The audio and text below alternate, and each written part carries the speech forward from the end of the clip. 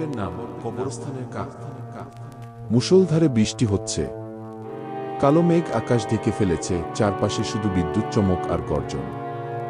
গ্রামের শেষ প্রান্তে দাঁড়িয়ে আছে সেই পুরনো কবরস্থান, যেখানে গ্রামের সবাই যেতে ভয় পায়। সকলে বলে রাত নামলেই ওই কবরস্থান জীবিত হয়ে ওঠে। বৃদ্ধ লোকেরা বলে এখানে শত বছর আগে ভয়ঙ্কর কিছু ঘটেছিল। সেই থেকেই রাতের আধারে কবরগুলোর উপরে একদল কাক এসে বসে থাকে। তাদের চোখ জ্বলজ্বল করে লাল রঙে, যেন তারা পাহারা দিচ্ছে কবরের ভেতরে বন্দি কোনো অভিশপ্ত আত্মাকে। এই কবরস্থান ঘিরে গ্রামে বহু গল্প চালু আছে। কেউ বলে রাতের দিকে ওই কাকেরা মানুষের সঙ্গে কথা বলে। কেউ বলে তারা আসলে শয়তানের দূত, যারা মৃতদের আত্মা টেনে নিয়ে যায়। কিন্তু গ্রামের যুবক রফিক এসব মানে না। সে ভাবে সবই গাঁজাখুরি গল্পগুই। এক বর্ষার রাতে সে চ্যালেঞ্জ নিয়ে বন্ধুরা মিলে কবরস্থানের দিকে হাঁটতে শুরু করে। তার সঙ্গে ছিল বন্ধু কামরুল আর সুমন।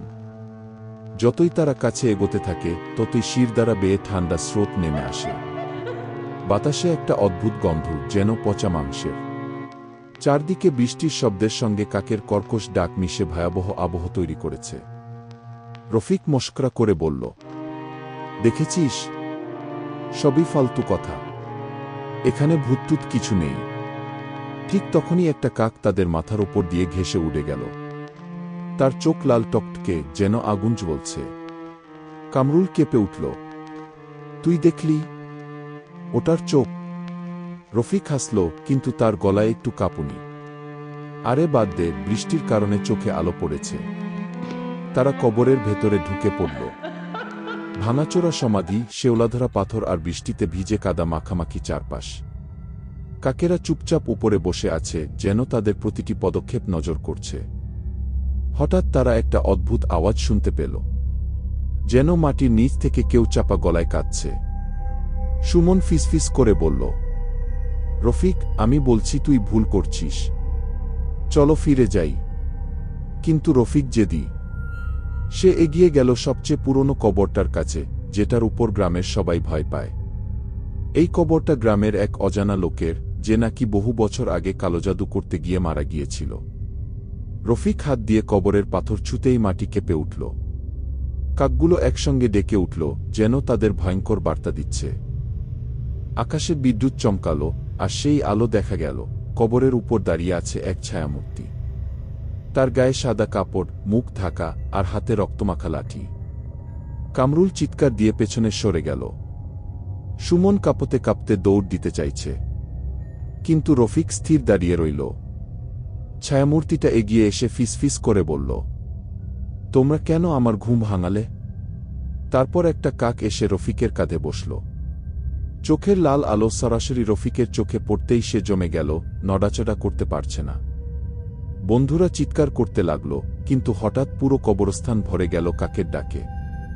অন্ধকার আকাশে হাজারো কাক ঘুরতে লাগল, এবং পরের মুহূর্তে বিদ্যুৎ চমকালো। দেখা গেল রফিক আর নেই, শুধু তার জায়গায় পড়ে আছে ভাঙা কবরের পাথর আর রক্তের দাগ। রাত তখন গভীর। হঠাৎ করেই গ্রামের পুরনো কবরস্থানের দিক থেকে সেই অচেনা কাকের ডাক আবার শোনা গেল, কা কা কা। আওয়াজে যেন এক ধরনের হাহাকার মিশে আছে। অনির্বাণ মশাল হাতে এগিয়ে গেল, সঙ্গে অরিন্দম আর মিলি। কিন্তু যতবার তারা কাকের দিকে তাকানোর চেষ্টা করছে, কাকটা মিলিয়ে যাচ্ছে কুয়াশার ভেতর। অরিন্দম ফিসফিস করে বলল, আমি নিশ্চিত এই কাকটা কোনো সাধারণ কাক নয়। এর সঙ্গে এই কবরস্থানের অভিশাপ জড়িয়ে আছে। হঠাৎ তারা দেখতে পেল এক ভাঙা সমাধির সামনে কাকটা বসে আছে। মশালের আলো পরিষ্কার দেখা গেল, সমাধির গায়ে অদ্ভুত চিহ্ন খোদাই করা। মিলি কাঁপতে কাঁপতে বলল, এগুলো তো সাধনার চিহ্ন, নিশ্চয়ই কোনো কালো বিদ্যার কাজ। ঠিক সেই মুহূর্তে সমাধির নিচ থেকে মাটি কেঁপে উঠল। মনে হলো কেউ যেন ভেতর থেকে বেরিয়ে আসতে চাইছে। কাকটা ডানা ঝাপটাতে ঝাপটাতে ডাকতে লাগল, কা কা কা। তাদের তিনজনের শরীর ঠান্ডা হয়ে গেল। অনির্বাণ ভয়ে পিছিয়ে যেতে চাইছিল, কিন্তু তখনই সমাধির ফাঁক দিয়ে কালো ছায়ামূর্তি বেরিয়ে এল। মানুষের মতো দেখতে হলেও তার মুখে কোনো চোখমুখ নেই। শুধু শূন্য কালো গহ্বর। ছায়াটা ভয়ঙ্কর কণ্ঠে বলল, আমার বিশ্রাম ভেঙে দিলে কেন? এই কবরস্থানে জীবিতের কোনো স্থান নেই। সেই মুহূর্তে কাকটা মাথার উপর চক্কর দিতে লাগল। মনে হল কাক আর ওই আত্মার মধ্যে কোনো যোগ আছে। মিলি ভয়ে অচেতন হয়ে পড়ল। অরিন্দম তাকে বাঁচানোর চেষ্টা করতেই ছায়াটা এগিয়ে এল তাদের দিকে। অনির্বাণ হাতের মশাল উঁচু করে দিল। আগুনের আলো ছায়াটা কিছুক্ষণের জন্য পিছিয়ে গেল। কিন্তু তার গলা থেকে বেরোল অমানবিক চিৎকার, তোমরা বাঁচতে পারবে না। কাকের ডাক যতদিন শোনা যাবে মৃত্যু ছায়ার মতো তোমাদের পিছু নেবে। এরপর হঠাৎ সব অন্ধকার। শুধু কাকের ভয়ানক ডাক কানে বাজতে থাকল।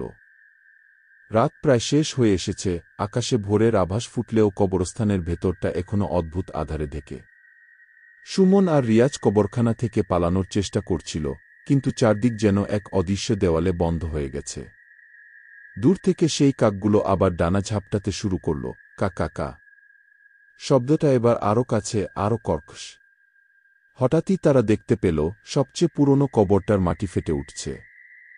ধীরে ধীরে উপরে উঠতে লাগল কালো পোশাকে ঢাকা এক শুকনো হাড়ের মতো চেহারা। চোখ দুটো জ্বলজ্বল করছে লাল আগুনের মতো। তার মাথার চারপাশে কাকগুলো চক্কর মারছে, যেন সেই ভয়ঙ্কর ছায়ারই অনুচর। সুমন ভয়ে চিৎকার করে উঠল, এটা মানুষ না, এটা কবরের অভিশাপ। ছায়াটা কেঁপে উঠল, আর তার ভাঙা কণ্ঠে বেরোল, আমার ঘুম ভাঙিয়েছ, আমার রক্ত চাই। রিয়াজ ভয়ে কাঁপতে কাঁপতে পেছোতে লাগল। কিন্তু যতই পেছায় ততই দেখে গাছের ডাল থেকে কাকগুলো নেমে আসছে আর তাদের চারপাশে ঘিরে ফেলছে। প্রতিটি কাকের চোখ লাল, ঠোঁট থেকে যেন রক্ত ঝরছে। হঠাৎ রিয়াজের পায়ে কিছু একটা শক্তভাবে চেপে ধরল। নিচে তাকাতেই সে দেখে মাটির ভেতর থেকে এক জোড়া কঙ্কালের হাত উঠে এসেছে। হাতটা টেনে নিচ্ছে তাকে গভীর অন্ধকারের দিকে। রিয়াজ প্রাণপণে সুমনের হাত ধরে টানতে লাগল, কিন্তু ধীরে ধীরে সে মাটির ভেতরে ডুবে যাচ্ছে। সুমন চিৎকার করে তাকে টানতে থাকলেও চারদিক থেকে কাকের ঝাঁক আক্রমণ শুরু করল। ঠোঁট দিয়ে আঁচড়ে দিচ্ছে, রক্ত ঝরছে, কান ঝনঝন করছে। ভয়ঙ্কর চিৎকারে গোটা কবরস্থান কেঁপে উঠল। হঠাৎ আকাশের এক কোণে বিদ্যুৎ চমকাল। সেই আলো স্পষ্ট দেখা গেল, কবরের ভেতর থেকে উঠে আসা ছায়ার মুখে কেবল হাড়, আর সেই হাড়ের ফাঁক দিয়ে আগুনের শিখা বেরোচ্ছে। শেষ শক্তি দিয়ে সুমন রিয়াজকে টেনে তুলতে গিয়ে পড়ে গেল, আর ঠিক সেই মুহূর্তে কাকের ঝাঁক ছেয়ে ফেলল তাদের দুজনকে। চারদিক অন্ধকার হয়ে গেল, শুধু শোনা গেল এক হাড়হিম করা চিৎকার, কবরের রক্ত কাকের খাবার। রাত গভীর হলে পুরো গ্রামটা যেন নিঃশ্বাস বন্ধ করে অপেক্ষা করছিল। বাতাসে বৃষ্টির গন্ধ নেই, তবুও শিরদাঁড়া বেয়ে ঠান্ডা স্রোত নেমে আসছিল।